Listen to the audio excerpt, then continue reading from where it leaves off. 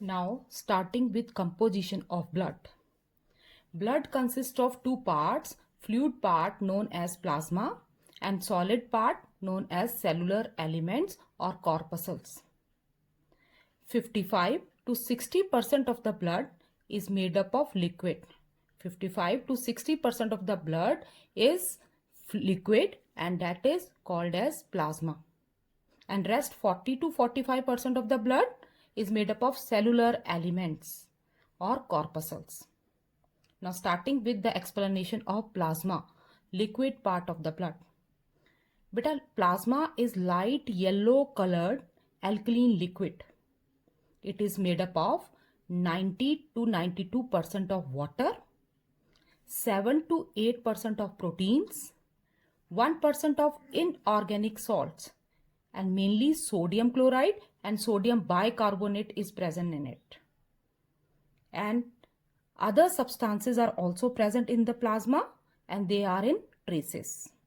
So traces of other substances or organic substances are also present in plasma. These are glucose, amino acid, fibrinogen, protein which is required for clotting of the blood, hormones, urea and many more.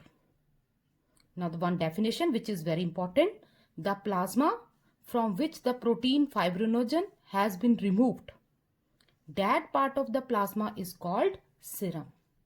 So this is all about liquid part of the blood, that is plasma. Now starting with next part of the blood, that is solid part, cellular elements. Beta, cellular elements are also known as corpuscles. Corpuscles means wandering cells. As these cells are never stationary, they keep on moving throughout the body with blood. So that's why they are known as corpuscles. So three types of cellular elements are present in our blood.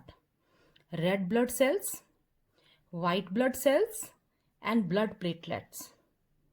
Beta, red blood cells are also known as erythrocytes. You have to learn these names, erythrocytes. Now white blood cells, they are known as leukocytes and blood platelets, thrombocytes. Now one by one, we are going to learn about each of them. Starting with red blood cells, RBCs. The oxygen carriers. This is the main function of red blood cells. They carry oxygen to each and every part of the body, each and every cell of the body. Beta, red blood cells are also known as erythrocytes.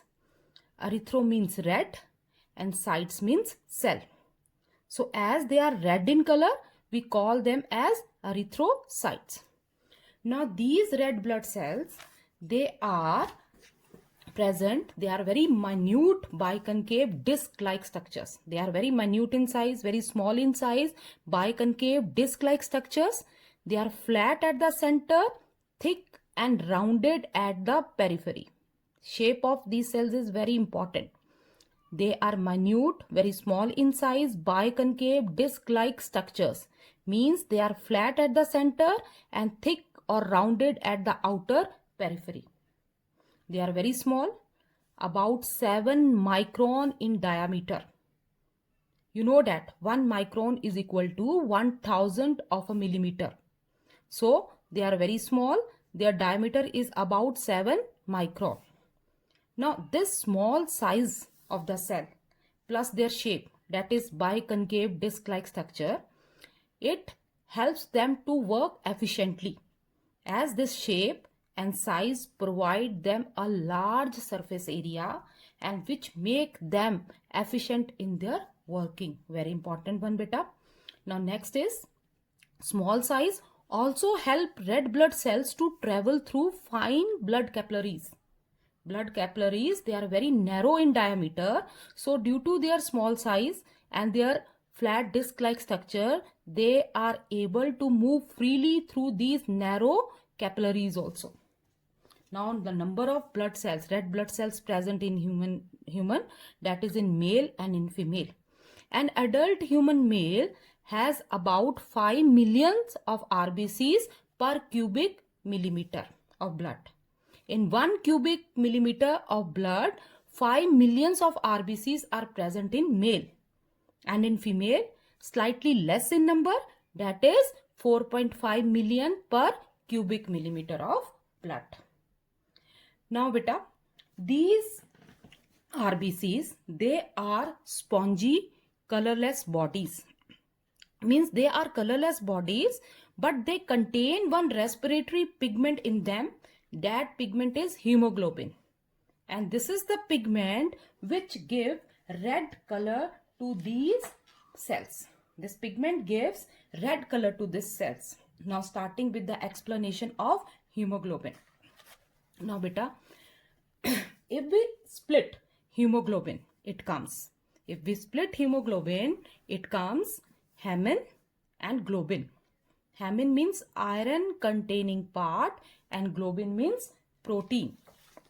Now, this hemoglobin which contain iron and one protein, a kind of protein. Globin is a kind of protein. So this hemoglobin contain iron also and one protein. This hemoglobin pigment gives red color to the RBCs and also help RBCs to carry oxygen to different parts of the body. Now hemoglobin has the ability to combine with oxygen. This I had explained earlier also. The hemoglobin has an ability to combine with oxygen to form oxyhemoglobin, an unstable compound. Hb plus O2, HbO2, oxyhemoglobin. This is an unstable compound. Blood carries oxygen in the form of oxyhemoglobin to needy tissues, where this oxyhemoglobin breaks up and release oxygen to the cells which require it. Now, hemoglobin also carries a very small amount of carbon dioxide in the form of carbaminohemoglobin, again one unstable compound, and it takes that carbon dioxide back to the lungs. Now this hemoglobin, it forms unstable compound with oxygen and carbon dioxide. With oxygen, oxyhemoglobin, and with carbon dioxide, carbaminohemoglobin. But the same hemoglobin has a strong affinity for carbon monoxide. When it combines with carbon monoxide, it forms a very stable compound, carboxyhemoglobin. So, breathing in a large amount of carbon monoxide can replace the oxygen in the blood with carbon monoxide. As carbon monoxide has strong affinity to hemoglobin, it forms a stable compound, carboxyhemoglobin. This cuts down the capacity of the blood of transporting oxygen, and which sometimes results in the death of the person. And this condition, in which mixing of carbon monoxide with hemoglobin results in the deficiency of oxygen in the body of the person, in the blood of the person, results in one condition. That condition is known as carbon monoxide poisoning. So that's why one must avoid sleeping near burning furnaces in small rooms without ventilation, as it results in carbon monoxide poisoning and they may cause death of that person. So I hope this is clear to you. Now starting with another topic from your book, that is in blue column. Is it correct to say that veins carry carbon dioxide and no oxygen? No. The answer is no. It is not correct. Veins too carry oxygen, but only a little less than arteries. Actually, the blood which is flowing through arteries carries 97 to 99% of oxygen from the lungs. They give only 25% of oxygen to the cells. So rest of the oxygen is still present in the blood, which is carried back by the veins. So veins also carry oxygen, that is 75% of the oxygen is still there in the blood, which is carried back by the veins. So that is the difference. Now next is life and death of RBCs. Very important points, beta. Beta, first is in adult, the RBCs are produced in the marrow of long bones. You all know marrow means bone marrow, a soft tissue present in the hollow cavities of long bones. So RBCs, they are produced in the bone marrow of long bones, especially in ribs, breastbone or ilium, that is of hip girdle. In an embryo or in fetus, these red blood cells are also produced in liver and spleen. Now, in children up to the age of 5 years, RBCs are produced in bone marrow of all bones. Now, next is very important. The mature red blood cells have no nuclei. Means when these red blood cells are produced, they have nucleus, but as they mature, the nuclei is lost and they become enucleated. This term is very important. Mature cells which lost their nuclei, they are known as enucleated. Now, so when the RBCs become mature, they lost their nucleus. They don't have nucleus on maturity. Next is very simple one. The average lifespan of an RBC is about 120 days. RBCs, the lifespan of RBC is about 120 days. After completing these 120 days, old and weak RBCs, red blood cells, are destroyed in the spleen, liver and bone marrow. They are destroyed by these three organs. They are destroyed in spleen, liver and in bone marrow also. After their destruction, the iron part is retained in the liver, stored in the liver, while rest, that is the protein part, it is excreted out in the form of one pigment, bile pigment known as bilirubin. Very important one. In a normal adult, approximately 2 million RBCs are destroyed every second. In other words, about 1% of total erythrocytes, means RBCs, in the body are destroyed every day. So hope everything is clear to you. Now starting with another interesting topic, that is deficient but more efficient. RBCs, they lack nucleus, mitochondria and endoplasmic reticulum. Means when RBCs get mature, they don't have nucleus, they don't have mitochondria, they don't have endoplasmic reticulum, but still they are very efficient in their working. How it is possible? That we are going to start. Now beta, first is they don't have nucleus. This loss of nucleus, when they get mature, they lost their nucleus. This loss of nucleus make the RBCs biconcave. As they lost their nucleus, their shape become biconcave, thus increasing their surface area volume ratio.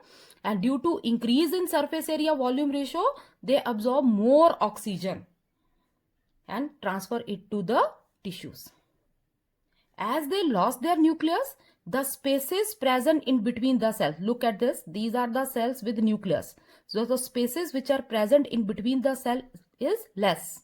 But as they lost their nucleus, the spaces present in between the cell increases. Again, it helps in accommodation of more cells in same space. Now, loss of mitochondria. You all know mitochondria is a powerhouse of the cell. Means it helps in cellular respiration by using oxygen. So, RBCs, they lost their mitochondria on maturity, means that the RBCs cannot use oxygen for themselves. As they lost their mitochondria, they are not going to use oxygen for themselves. So all the oxygen absorbed from the lungs is transported and delivered to the tissues unconsumed. So whatever the oxygen they are carrying, they are going to deliver it to the needy tissues only. Another, loss of mitochondria means full transport of glucose in blood plasma, and which is unused by the RBCs. Now next is no endoplasmic reticulum. They don't have endoplasmic reticulum. As in class 9th, you have studied that endoplasmic reticulum provide rigidity to the cell. That is a proper shape to the cell. As they lost their endoplasmic reticulum, it means it increases their flexibility. So, no endoplasmic reticulum, increased flexibility of RBCs for their movement through narrow capillaries. So, it makes them easy to move easily through the narrow capillaries. So, hope it is clear to you that how loss of nucleus, mitochondria and endoplasmic reticulum make RBCs more efficient in their working. Now, some common facts or interesting facts about the number of RBCs. Newborn infants have a larger number of RBCs, that is about 6 to 7 million per cubic millimeter. As I told you earlier, that in male 5 millions of RBCs are present per cubic millimeter and in female 4.5 million per cubic millimeter. But in newborn infants, their number is 6 to 7 million per cubic millimeter. Now next is RBCs count is lowered by 5% during sleep. During sleep, their count decreases as we are not doing any physical activity. So no energy is required or less energy is required. So less requirement of oxygen. So their RBC count decreases. Now RBC count is higher during physical activity, pregnancy and emotional upset. Same is the reason. During physical activity, we need more energy. So more oxygen is required. So that's why RBC count increases. Now people living at the height of about 40 to 100 meter and above increase their RBCs by nearly 30%. Why? Because air is thinner at higher altitude, means less amount of oxygen is present. So to compensate for the decrease in oxygen, people have more RBC to absorb more oxygen as per their requirement. Now last point, two terms are there, very important one. Abnormally increased number of RBCs is called polycythemia. When the count of RBC increases, it is known as polycythemia. And abnormally decrease in the number of RBCs, it is known as erythropenia. So with this, we have covered RBCs, that the first type of cellular elements present in our blood. Now next we will start with white blood cells, WBCs.